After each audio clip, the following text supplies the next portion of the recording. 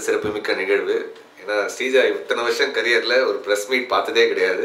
So first time ஒரு press மீட்டில் வந்து பேச வந்திருக்காங்க. தயவுசெய்து உங்களுடைய பேராதரவோடு அவங்க இன்ட்ரடியூஸ் பண்ணுறேன். தயவுசெய்து அவங்க என்ன சொன்னாலும் நீங்கள் பாசிட்டிவாக எடுத்துங்க.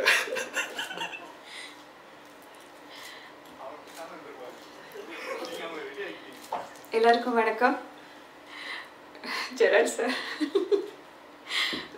இவர் கொஞ்சம் முன்னாடி அவர்கிட்ட ஏதாவது காதில் ரகசியம் சொல்கிற மாதிரி இருந்தது. அப்போ நான் நினச்சேன் ஸ்ரீஜா பேச மாட்டா, அதனால் அவாய்ட் பண்ணிவிடு அப்படின்னு நினச்சிட்டு தான் இருந்தேன். இந்த மாதிரி ஒரு சதி பண்ணணும்னு நான் நினைக்கவே இல்லை. அவர் சொன்ன உண்மை தான். எனக்கு மைக்கில் வந்தாலும் எனக்கு பயம்தான். நான் இப்போ பேசி தான் ஆகணும். என்னோடய எக்ஸ்பீரியன்ஸ் நான் சொல்கிறேன். எனக்கு தெரிஞ்ச மாதிரியே பேசுகிறேன். ஃபஸ்ட்டு சீசன் 1 பண்ணும்போது ஒரு வெப் சீரிஸ் வந்து என்னன்னு கூட எனக்கு தெரியாது. இன்ஃபேக்ட் வந்து ஜெரால்ட் சார் இருந்ததுனால தான் நான் கண்டிப்பாக அந்த ப்ராஜெக்ட் பண்ணதே. ஏன்னா எனக்கு அவ்வளோ கம்ஃபர்டபுளான ஒரு டேரக்டர் வேறு எந்த டேரக்டரும் எனக்கு இல்லை. என்னை இன்ட்ரடியூஸ் பண்ணதே அவர் தான் தமிழில். ஸோ அது ஒரு மெயின் எனக்கு ஒரு காரணமாக இருந்தது. செகண்ட் வந்து எனக்கு வந்து ரொம்ப டென்ஷனாக இருந்த ஒரே ஒரு விஷயம் அதுதான், சார் இல்லை. செகண்ட் சீசனில் வந்து சார் டைரக்ட் பண்ணுறதுக்கு இல்லை. அதுதான் எனக்கு ஒரு டென்ஷனாக இருந்தது. ஆனால் ஃபஸ்ட் அதுக்கப்புறம் ஒரு லேடி டைரக்டர் தான் பண்ண போகிறேங்கிட்ட நான் இது வரைக்கும் லேடி டைரக்டர் கூட ஒர்க் பண்ணலை. ஸோ எல்லாருமே எனக்கு புதுசாக இருந்தேன், என்னோடய ஹஸ்பண்ட் தவிர. அப்புறம் கணேஷ் சார் இருக்குது ரேடியோ மிர்ச்சியிலேருந்து. கணேஷ் சார், செந்தில், இவர் 2 பேரும் தவிர எனக்கு வேறு யாருமே தெரியாது. ஸோ எனக்கு புதுசாக இருந்தேன், டென்ஷனாக இருந்தேன். ஃபஸ்ட் டே வந்து ரொம்ப டென்ஷனாக இருந்தேன். நடிக்கிறதும் இல்லை. இப்போது எனக்கு அந்த ஃப்ளோயிங் போச்சு. ரொம்ப டென்ஷனாக இருந்தேன். கண்டிப்பாக சாரை நான் ரொம்ப மிஸ் பண்ணேன் அன்றைக்கி. ஆனால் போக போக கணேஷ் சார் வந்து திடீர்னு ஒரு மத்தியான டைமில் வந்து அப்போ தான் அவர் வராரு. ஸோ அவரை பார்த்த உடனே நான் கொஞ்சம் ரிலாக்ஸ் ஆகிட்டேன். தெரிஞ்சு இன்னொருத்தர் கூட வந்திருக்கேன் அப்படின்னு. ஆனால் ஜெஸ்வினி வந்து எப்படி சொல்லலாம்னா, ஜெஸ்வினி கொஞ்சம் முன்னாடி சொன்னேன்ல, அவங்கள நான் ஃப்ரீயாக விட்டுட்டேன். அது உண்மைதான். அவ்வளோ கூலாக இருந்தேன் நான் ஜெஸ்வினி கூட ஒர்க் பண்ணுறதுக்கு. அவ்வளோ கூலாக இருந்தேன். அவ்வளோ ஃப்ரீடம் கொடுத்த ஒரு டைரக்டர். அதனால் அது ரொம்ப நல்லா பண்ண முடிஞ்சதுன்னு நான் நினைக்கிறேன். இன்னொன்று, அந்த கேரக்டரோட கண்டினியூஷன் வந்து சில டைமில் சார் எனக்கு மிஸ் பண்ணியிருக்கு, இல்லைன்னு இல்லை. அப்போ நான் என்ன பண்ணோம்னா, ஃபஸ்ட்டு வந்து நாங்கள் வந்து டெய்லி ஷூட்டிங் போகும்போது இவர் காரில் போட்டு காமிச்சிட்டே இருக்கோம். ஸோ அந்த கேரக்டரோட அந்த மேனரிசம் அதெல்லாம் சார் கொஞ்சம் சொல்லி கொடுத்தது இருக்குது எனக்கு. அதெல்லாம் வந்துகிட்டே இருக்கும். ஸோ அதெல்லாம் வந்து ரொம்ப ஹெல்ப்ஃபுல்லாக இருந்தது. இன்னொரு விஷயம் எனக்கு என்ன, டப்பிங் பண்ணுறது எப்படின்னு ரொம்ப கஷ்டப்பட்டுட்டு இருந்தேன். ஸோ அது எல்லாத்தையும் வந்து எல்லாருடைய சப்போர்ட் தான் எனக்கு. இப்போ even Senthil, Kabilan sir, Jeswini, Ganesh sir, Gerald sir எல்லாருமே செட்டில் வரும். எனக்கு தெரியும் அது என்னை வந்து கம்ஃபர்ட் ஜோனுக்கு கொண்டு வரதுக்காக தான். அவங்க வந்து எல்லாருமே எப்போவுமே வந்துட்டே இருக்கும். வந்து ஸ்ரீஜா எப்படி இருக்குது, ஸ்ரீஜா ஓகேயா. கணேஷ் சார் வந்து டெய்லி வந்து அப்படி கேட்டுகிட்டே இருக்கும். ஸோ இப்போ என்னோடய லாங்குவேஜில் நான் சொல்லணும்னா ரொம்ப கம்ஃபர்டபுளாக நான் வந்து ஒர்க் பண்ணியிருக்கேன். இப்போ வந்து ஃபஸ்ட்டு சீசன் எப்படி, செகண்ட் சீசன் எப்படி அப்படின்னு டிஃப்ரென்ஷியேட் பண்ண எனக்கு தெரியாது. நான் வந்து ஒரு கண்டினியூஷனாக தான் நடிச்சிட்டு இருக்கேன். ஸோ எனக்கு ஒரு வித்தியாசம் அதில் தெரியலை. இன்னொன்றுன்னா டியூரேஷன் இன்னும் கொஞ்சம் ஜாஸ்தி இருக்குது இதில் வந்து.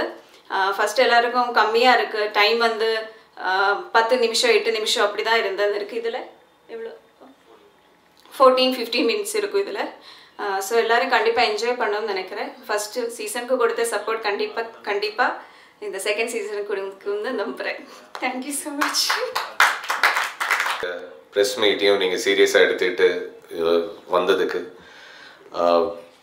முதல்ல இது எங்கே ஆரம்பிக்கிறதுன்னு தெரியல. இது வந்து ஒரு புது எக்ஸ்பீரியன்ஸ் தான் எல்லாருக்குமே. ஃபஸ்ட்டு ஒரு வெப் சீரிஸ் பண்ணணும்னு எனக்கு ஒரு 2-3 இயர்ஸ் முன்னாடி ஒரு ஐடியா இருந்துச்சு. அந்த டைமில் நான் இந்த கதைகள் மாதிரி சின்ன நானும் ஸ்ரீஜாவும் எங்கேயாச்சும் எங்களுக்கு பொழுதுபோக்கே வந்து இந்த மாதிரி சும்மா உட்காந்து எதனா ஒரு படம் பார்த்தா இந்த கதை நல்லா இருக்கு, அந்த கதை நல்லா இருக்கேன்னு டிஸ்கஸ் பண்ணுறது தான். ஸோ அந்த மாதிரி நாங்கள் டிஸ்கஸ் பண்ணி எங்கள் லைஃப்லேயே வந்த இன்சிடெண்ட்லாம் எதனா முதல்ல ஒரு சண்டையாக இருக்கும். அந்த சண்டை முடிஞ்ச உடனே நாங்களே யோசிப்போம், இதே ஒரு கதையாக பண்ணால் நல்லா இருக்கும்ல, இதே ஒரு சின்ன கதையாக பண்ணால் நல்லா இருக்குமே அப்படின்ட்டு ஒவ்வொரு இன்சிடெண்ட்டையும் ஒவ்வொரு சண்டையும் நாங்கள் ஒரு கதையாக அப்புறம் யோசித்தோம். அதுக்கப்புறம் ரேடியோ மிர்ச்சியில் வந்து ஒரு மிர்ச்சி பிளே ஒரிஜினல்ஸ்ன்னு ஒரு புது டிவிஷனே ஆரம்பித்தாங்க. அந்த டைமில் தான். ஏன்னா இப்போ எல்லாமே டிஜிட்டல் ஆகிட்டு இருக்குது. ஆடியோ மட்டும் பார்த்தாது, வீடியோவும் வேணும், ஒரிஜினல் கண்டென்ட் பண்ணணும் அப்படின்ட்டு ஒரு கான்செப்டில் ஃபஸ்ட் டைம் அவங்க ஒரு டிவிஷன் ஆரம்பித்து அதில் வந்து ஃபஸ்ட்டு எக்ஸ்பெரிமெண்ட்டே இந்த சீரீஸ் தான். அப்போது வந்து என்னுடைய பாஸ் வந்து என்னை கேட்குறாரு, கணேஷ் ஐயர் வந்து இந்த மாதிரி உங்ககிட்ட ஏதாவது ஐடியா இருக்கான்னு கேட்டார். இந்த மாதிரி ஒரு ஐடியா வச்சுருக்கேங்க, வேணால் ட்ரை பண்ணி பார்க்கலாம். ஒரு ஹாஃப் ஹார்ட்டடில் தான் இது கதை ஆரம்பிச்சது சீசன் 1. அப்போது நான் ஃபஸ்ட்டு அப்ரோச் பண்ணது எங்களுடைய ஆஸ்தான திரு ஜெரால்ட் அவர்கள், எங்களுடைய ஃபேவரட் டைரக்டர். எங்களை 2 பேரையும் இன்ட்ரடியூஸ் பண்ணார் சின்ன திரையில். நாங்கள் சந்தித்ததுக்கு காரணமே அவர் தான்.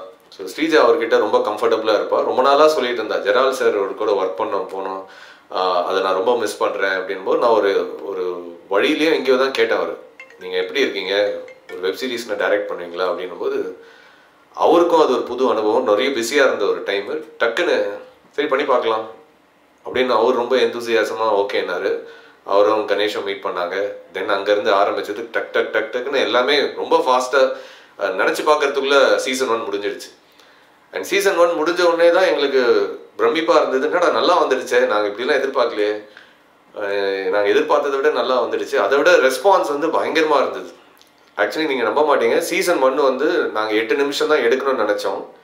ஒவ்வொரு எபிசோடும் 8 மினிட்ஸுக்கு மேலே யூடியூப்பில் வந்து போகாது, மூவ் ஆகாதுன்னு நினச்சி 8 மினிட்ஸ் தான் கதையை பண்ணியிருந்தோம்.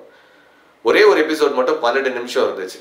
அதை எப்படி குறைக்கிறதுன்னு நாங்கள் வந்து முட்டி மோதிட்டு சரி வேறு வழியே இல்லை, இதை லான்ச் பண்ணிடலாம், சரியாக போகலனா கூட பரவாயில்ல அப்படின்னு லான்ச் பண்ணால் அது ஒரு 2-3 நாள்லேயே மில்லியன் வியூஸ் போய் அதில் வந்த மெயின் கண்டென்ட்டே பத்தலை. இன்னும் 12 நிமிஷத்துக்கு ஒரு வெப் சீரிஸாக அர்ஜென்ட்டாக அடித்து பிடிச்சிட்டு அடுத்த ஒரு 3 நாள் ஷூட்டிங் போய் 8 நிமிஷம் இருந்த கண்டென்ட்லாம் 10-12 நிமிஷம் ஆக்கணும்.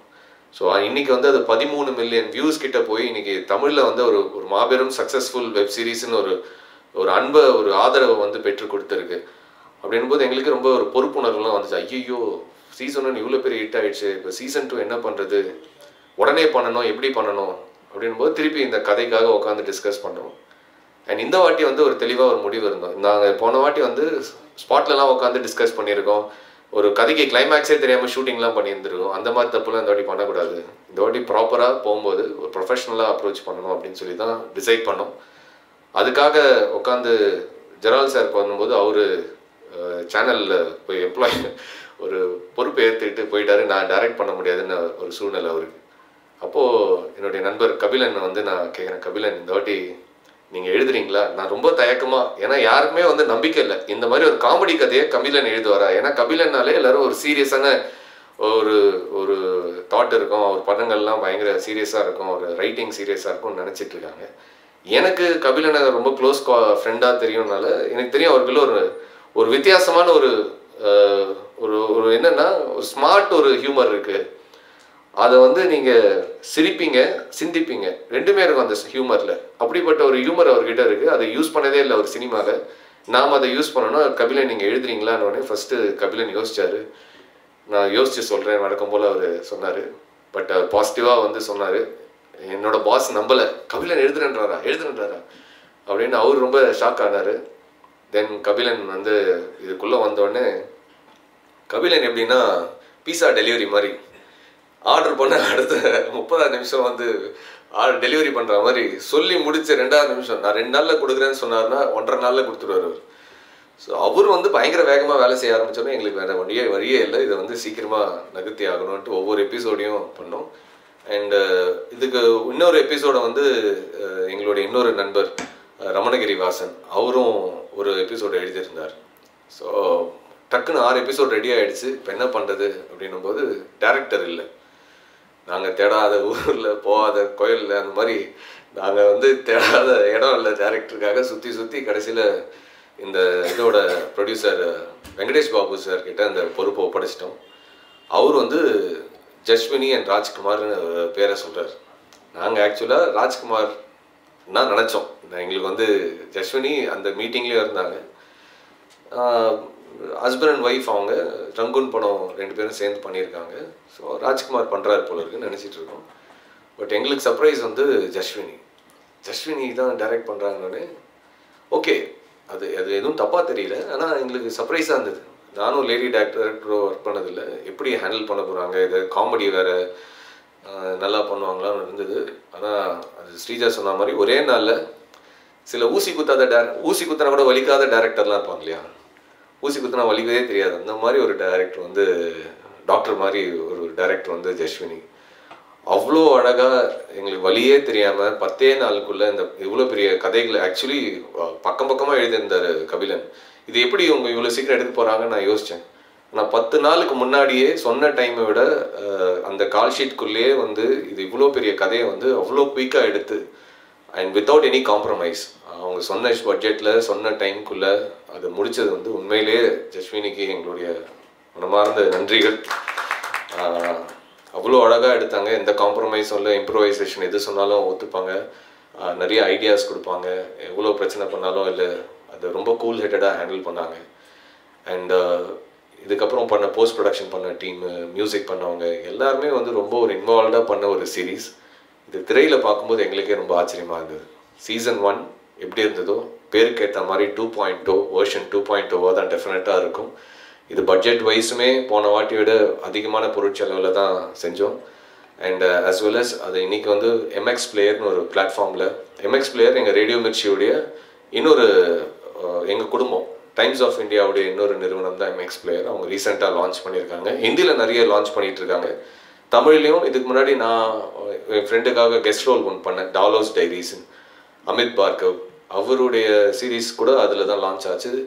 அண்ட் ரீசெண்டாக கூட ஒரு தமிழ் சீரீஸ் லான்ச் பண்ணியிருந்தாங்க. அண்ட் அதை தொடர்ந்து ஒரு கம்ப்ளீட் ஒரு ஃபேமிலி என்டர்டெய்னராக நம்மளுடைய கல்யாணம் கண்டிஷன் சப்ளையும் அவங்க லான்ச் பண்ணுறாங்க. சீசன் 1மே அவைலபிள் MX பிளேயரில். சீசன் 2மே இப்போது 22nd லான்ச் ஆக போகுது. உங்களுடைய சப்போர்ட் டெஃபினட்டாக எங்கள் எல்லாருக்குமே தேவை. ஏன்னா இது ஒரு க்ளீன் காமெடி. இப்போது பொதுவாகவே யூடியூபு இல்லை டிஜிட்டல் மீடியானா அடல்ட் காமெடியாக இருக்கணும், ஒரு கெட்ட வார்த்தை பேசணும், தமிழில் ஒரு பச்சையாக ஒரு வார்த்தை சொல்லணும், இல்லை கொச்சையாக ஒரு சீன் காட்டணும்லாம் நினச்சிட்டு பண்ணுறாங்க. அதெல்லாம் உடச்சி எரிஞ்ச ஒரு சீரீஸ் இது. ஃபஸ்ட்டு சீரீஸ் ஆக்சுவலி எங்களோட நிறுவனத்தோட பாலிசியாக தான் மிர்ச்சி பிளே ஒரிஜினல்ஸ் வந்து குடும்பத்தோடு பார்க்குற சீரீஸ் பண்ணணும்னு தான். அந்த மாதிரி பண்ண சீரீஸ் அதுவும் ஹிட் ஆகும்னு ப்ரூவ் பண்ணது தான் கல்யாணம் கண்டிஷன் சப்ளை சீசன் 1. சீசன் 2 டெஃபினட்டாக அந்த ஒரு லெகசியை காப்பாற்றும். அண்ட் அதை விட இன்னொரு மடங்கு குடும்பத்தோடு உக்காந்து நீங்கள் பார்த்ததுக்கப்புறம், கபிலன் சொன்ன ஒரு விஷயம் தான், இது பார்த்ததுக்கப்புறம் டிபேட்டபுளாக இருக்கும். ஒவ்வொரு கதையும் பார்த்து முடிச்சதுக்கப்புறம் நீங்கள் குடும்பத்தோடு உட்காந்து டிபேட் பண்ணுவீங்க. இது கரெக்டா, இது தப்பா, இது ஏன் அவன் பண்ணா, இது ஏன் நீ பண்ண, அவங்களுக்குள்ள ஒரு ரியலைசேஷன் இருக்கும். ஸோ இது டெஃபினட்டாக என்டர்டெய்னிங்காக மட்டும் இல்லாமல் ஒரு ரியலைசேஷனாகவும் இருக்கும். அண்ட் ஒரு டிபேட்டபுளான ஒரு இஷ்யூவாகவும் சில கதைகள் அமைஞ்சிருக்கு. இதை உங்களுடைய பேர் ஆதரவோடு இன்றைக்கி இந்த ப்ரோமோவை ரிலீஸ் பண்ணியிருக்கோம். ஹோப்ஃபுல்லி இந்த மாதிரி இன்னொரு சீசனோட, அதாவது இது வெற்றி அடைஞ்சால் இன்னொரு சீசன் வரும். ஸோ மோஸ்ட் ப்ராபப்ளி இன்னொரு சீசனோட அவங்கள வந்து நாங்கள் சந்திக்கிறோம். Thank you so much. இருக்குது சீசன் 2 டைரக்ட் பண்ணுறீங்களா அப்படின்னு கேட்கும்போது I was having அப்போ I had some personal வேறு ஒர்க்ஸ்லாம் இருந்துச்சு. But then I wanted to see. நான் சீசன் 1 அதுக்கப்புறம் பார்த்ததுக்கப்புறம் I really loved it. அப்புறம் so many views, எவ்வளோ பெரிய ஒரு ஹிட் அது அப்படின்னு சொல்லிட்டு I realized and I didn't want to miss out on this opportunity. So definitely that's how I came into this project. So when we started out, already season 1 பண்ணும்போது அவங்க ஆர்கானிக்காக ஒரு எக்ஸ்பெக்டேஷன்ஸ் இல்லாமல் they did it and அவ்வளோ million views அது வந்ததுக்கப்புறம் season 2 நாங்கள் start பண்ணும்போதே இங்கே ஸ்டார்ட் பண்ணோம். we had to cater to that, அந்த எக்ஸ்பெக்டேஷன்ஸை மேட்ச் பண்ணணும் அப்படின்றதுக்காக we first thought okay script levelலே we have to get somebody really strong and do it well அப்படின்னு. So that's how Kabilan sir கல்யாணம் condition supply season 2 ஓட script Kabilan Vairamuthu sir பண்ணியிருக்காரு. Script வந்து ரொம்ப குவர்க்கியாக, ரொம்ப யூத் ஆடியன்ஸுக்கு ரொம்ப பிடிச்ச மாதிரி இருக்கும். ரொம்ப லாங் டேர்ம் ரிலேஷன்ஷிப்பில் இருக்கிற ஒரு கப்பலாக இருந்தாலும் சரி, இல்லை ஒரு இப்போ தான் ஒரு ரிலேஷன்ஷிப் கூட என்டர் ஆகி ஜஸ்ட் மேரிட் கப்பலாக இருந்தாலும் சரி, டெஃபினெட்லி இந்த 6 எபிசோட்ஸ் பார்க்கும்போது they will relate to it. So நம்ம லைஃப்பில் இப்படி தான் நடந்திருக்கு, நம்ம லைஃப்பில் இப்படி இருக்குது அப்படின்ற மாதிரி எவ்வளோ காமெடியாக, ஒரு ஃபன்னியாக, சீரியஸ்னஸ் இல்லாமல், எந்த விதமான ஒரு கசப்பான ஒரு விஷயம் இல்லாமல் ரொம்ப பியூட்டிஃபுல்லாக எழுதி கொடுத்துருக்காரு. தென் of course Senthil sir. So my first meeting நான் செந்தில் சார் மீட் பண்ணும்போது நான் ஒரு வாட்டி நான் யோசித்தேன், சார் ரொம்ப ஒரு சைலண்டான ஒரு சீரியஸான ஒரு பர்சன் மாதிரி எனக்கு தெரிஞ்சார். ஐ ஹர்ட் இஸ் ஷோஸ்லாம் நான் கேட்டிருக்கேன். பட் ஒரு நேரில் ஒரு ஃபியூ மீட்டிங்ஸில் ஐ தாட் ஓகே ஸோ நம்ம வந்து it's a comedy series, so நம்ம ஓகே எப்படி பண்ண போகிறோம் அப்படின்னு நான் நினச்சிட்டு இருந்தேன். So but first day when we came to the sets and we started working on it, அப்போதான் ஐ ரியலைஸ் தட் ஒரு ஆர்ஜே ஒரு ஆக்டரை தாண்டி அவருக்குள்ள ஒரு கிரியேட்டர் இருக்காரு. So he himself is so creative. சின்ன சின்ன விஷயம் நம்ம பேசி பேசி பேசி நிறைய செட்ஸ்ல டெவலப் ஆகி அவ்வளோ ஹீஸ் வெரி ஹியூமரஸ். அந்த அவரோட காமெடி சென்ஸ் வந்து சான்ஸே கிடையாது. ஸோ பாதி விஷயம் அண்ட் அவர் நிறைய அவரோட இன்புட்ஸும் நிறைய இருக்கு இந்த வெப் சீரீஸ்ல. தென் ஸ்ரீஜா மேம் ரியலி நான் வந்து உங்களோட இதுக்கு இந்த சீரீஸ் முடிக்கும் போது உங்க ஆக்டிங்க்கு நான் ஃபேன் ஆயிட்டேன். ரியலி ஐ ரியலி தாட் அவங்க ஏன் இன்னும் நிறைய பண்றது இல்லை, இன்னும் நிறைய நடிக்கிறது இல்லைன்ற அளவுக்கு I thought she was really ஒரு phenomenal actress. So I'm really happy to have worked with both of them in this. And as a couple இது ரெண்டு பேருமே வந்து கல்யாணம் கண்டிஷன்ஸ் அப்ளை அவங்க லைஃப் தான். ஸோ அவங்க பேசுகிற மலையாளம் கலந்த தமிழ் செந்தில் சாருக்கு மட்டும்தான் புரிஞ்சுது. செந்தில் சார் பேசுகிற மலையாளம் வந்து அவங்களுக்கு மட்டும்தான் புரியும். ஸோ ஃபர்ஸ்ட் செட்டில் அவங்கள பார்க்கும்போது நான் நினச்சேன் இவங்களை டிரெக்ட் பண்ணக்கூடாது, இவங்களை அப்படியே விட்டுடணும், அதுதான் வந்து இந்த சீரீஸுக்கு ஒரு ஹிட் கொடுக்கும் அப்படின்னு. ஸோ அவங்களாவே இருந்து இந்த சீரீஸை வந்து they did it really well. And நிறைய இன்சிடென்ட்ஸ் அவங்க லைஃப்ல நிஜமா நடந்த விஷயத்தை வச்சு தான் நாங்கள் ஸ்கிரிப்டே வந்து we developed it. So definitely இந்த சீசன் 2 உங்க எல்லாருக்கும் ரொம்ப I wish and I hope that season 1க்கு கொடுத்த லவ் அப்ரிஷியேஷன் எல்லாமே 2.0 டபுள் தி அமௌண்ட் நீங்க சீசன் 2க்கும் கொடுக்கணும், கொடுத்து எங்க எல்லாரையும் விஷ் பண்ணணும். Thank you very much. சில பேரை நேற்று தமிழாற்றுப்படை நிகழ்ச்சியிலையும் சந்திச்சது மகிழ்ச்சி. இது ரொம்ப ஒரு புது அனுபவம் எனக்கு. அதுக்கு வந்து மிர்ச்சி ஒரிஜினல்ஸ்க்கு நான் என்னுடைய நன்றியை நான் சொல்லிக்கிறேன். ஒரு தமிழ் பொழுதுபோக்கு வெளி அப்படின்றது ஒரு 3 விதமாக இருந்தது. நாடகம், சினிமா, தொலைக்காட்சி அப்படின்னு ஒரு 3 வடிவம் இருந்தது. சினிமாவுடைய வளர்ச்சி வந்து நாடகத்தை வந்து உள் எடுத்து கொண்டதுன்னு சொல்லணும். நாடகத்தை அழிச்சிருச்சுன்னு சொல்ல முடியாது. நாடகம்ன்ற அதே கலை இன்னைக்கு சினிமாக்குள்ளே இயங்கிக்கிட்டு இருக்கு அப்படின்னு சொல்லலாம். ஸோ இப்போ வந்து சினிமா, தொலைக்காட்சி, இணையதளம் அப்படின்னு ஒரு 3வது ஒரு பெரிய ஒரு ஊடகம் ஒன்று வந்திருக்கு. ஸோ இந்த ஒரு பெரிய ஊடகம் வந்து சினிமா, தொலைக்காட்சி எல்லாத்தையும் தனக்குள் இழுத்துக்கொள்கிற ஒரு பெரிய சக்தியோட வளர்ந்துக்கிட்டு இருக்கு அப்படின்னு சொல்லலாம். ஸோ இந்த மாதிரியான ஒரு டிரான்சிஷன் ஸ்டேஜில் நம்ம எல்லாருமே இருக்கோம். ஸோ இந்த ஒரு மாறுதலை புரிஞ்சுக்கிட்டு அதுக்கேற்ற மாதிரி ஊடகங்கள் இயங்குவதும், எழுத்தாளர்கள் எழுதுவதும், நடிகர்கள் நடிப்பதும் நடக்க வேண்டியிருக்கு. ஸோ அந்த ஒரு நிலையில் இருக்கும்போது எல்லாருமே இன்றைக்கி வந்து நிறைய பேர் வந்து இணைய தொடர்கள் பண்ணணும் அப்படின்னு நிறைய பேர் இறங்கியிருக்காங்க. அதே மாதிரி நானும் சில நண்பர்கள் கூடலாம் நான் பேசியிருக்கேன். செந்தில் அவர் வந்து என்னுடைய ஒரு நீண்ட நாள் நண்பர், ஒரு பல வருஷங்களாக நண்பர். நீண்ட நண்பர் அப்படின்னா வந்து நான் ஃபோன் பண்ணேன்னா ஒரு 3/4 மணி நேரம் பேசுவேன், 1 மணி நேரம் பேசுவேன் அவர் கூட. ஸ்ரீஜா அவங்க வந்து என் மேலே ரொம்ப கோவத்தில் இருப்பாங்க. கண்டிப்பாக என் ஃபோன் வந்தாலே அவங்களுக்கு வந்து ஒரு மாதிரி அப்செட் ஆயிடுவாங்கன்னு நினைக்கிறேன். ஸோ அது மாதிரி நிறைய விஷயங்கள் பேசுவோம். அவருடைய ரேடியோ நிகழ்ச்சியிலலாம் நான் பேசியிருக்கேன். நான் தொலைக்காட்சியில் வேலை செஞ்சுட்டு இருந்தப்போ என்னுடைய சில நிகழ்ச்சிகள்லாம் அவர் தொகுத்து வழங்கியிருக்காரு. ஸோ அப்படி பண்ணியிருந்தப்போ ஒரு வெப்சீரிஸ் ஒன்று பண்ணணும் அப்படின்னு சொல்லிட்டு நாங்கள் ஒரு பிளான் பண்ணோம். பண்ணப்போ ஒரு சைக்கோ த்ரில்லர் ஒரு கதை ஒன்று ரெடி பண்ணிவிட்டு அது வந்து ஒரு முழு வடிவம் கொடுத்து அது சில நிறுவனங்கள் அணுகுனப்போ அதை உடனடியாக பண்ணக்கூடிய ஒரு சூழல் இல்லை. ஸோ அதனால் வந்து அதை கொஞ்சம் இந்த ஒரு சூழல் அமையும் போது இதை பண்ணலாம் அப்படின்னு அதை தள்ளி வச்சுட்டோம். அப்போ தான் இந்த கல்யாணம் conditions apply season 2 take off ஆச்சு. அப்போ செந்தில் சொன்னார், இது நீங்கள் எழுதுறீங்களா, அது எப்போ பார்த்தாலும் நீங்கள் வந்து இந்த சைக்கோ த்ரில்லர், இந்த ஒரு பொலிட்டிக்கல், கவன், விவேகம், இப்போ இண்டியன் 2 இதிலே இருக்கீங்களே, இது மாதிரி கொஞ்சம் ஒரு ஃபேமிலி என்டர்டெயின்மெண்ட்குள்ளே வாங்க, கொஞ்சம் நீங்கள் இதை கொஞ்சம் ட்ரை பண்ணலாமே அப்படின்னு கூப்பிட்டாரு. ஸோ இது வந்து இந்த எபிசோட்ஸ் எல்லாமே வந்து முன்னாடி அவங்க சொன்ன மாதிரி அவர் லைஃப்பில் நடந்த சின்ன சின்ன விஷயங்கள், அவங்க லைஃப்பில் அவங்க 2 செந்தில் ஸ்ரீஜா லைஃப்பில் நடந்த சின்ன சின்ன விஷயங்கள், ஒரு மையம் அதை எடுத்துக்கிட்டு அதை சுற்றி ஒரு கதை, அதை சுற்றி ஒரு திரைக்கதை வசனம் அமைச்சு அதை ஒரு அத்தியாயமாக மாற்றிருக்கோம். அவங்க இதை நான் ஒரு ஸ்கிரிப்டாக எழுதி கொடுத்தப்ப எனக்கு அது பார்க்க ரொம்ப ஒரு சாதாரணமாக தான் இருந்துச்சு. ஜஸ்வினி இயக்கி அவங்க நடித்து அதை பார்க்கும்போது, எபிசோட்ஸை பார்க்கும்போது எனக்கு ரொம்ப ஆத்மார்த்தமாக ரொம்ப நிறைவாக இருந்துச்சு. செந்தில் ஸ்ரீஜா 2 பேருமே வந்து அவங்க ஏற்கனவே அவங்க ஒரு உயரத்தில் இருக்காங்க. ஆனால் அவங்களுடைய பொட்டென்ஷியலுக்கு வந்து அவங்க இன்னும் பெரிய பெரிய உயரங்களுக்கு கூடிய சீக்கிரம் போவாங்க அப்படின்னு நான் நம்புகிறேன். அதே மாதிரி ஜஸ்வினி வந்து இது நம்ம சினிமாலே பார்த்தீங்கன்னா இந்த ரைட்டர் டைரக்டர் கொலாபரேஷன் அப்படின்றது வந்து ரொம்ப கம்மி. இயக்குனர் எழுத்தாளர் அப்படின்றது பார்த்தீங்கன்னா சில படங்களில் மட்டும்தான் வந்து அந்த புரிதல் இருக்கும் இயக்குனருக்கும் எழுத்தாளருக்கும். மற்ற மொழிகளில் மலையாளம், கன்னடம், ஆங்கிலம் எல்லாத்துலேயுமே பார்த்தீங்கன்னா வந்து எழுத்தாளர்கள் இயக்குனர் அந்த ஒரு கெமிஸ்ட்ரி ரொம்ப அழகாக இருக்கும். இங்கே வந்து ஒரு சின்ன டென்ஷன் எப்பவும் இருந்துக்கிட்டே இருக்கும்.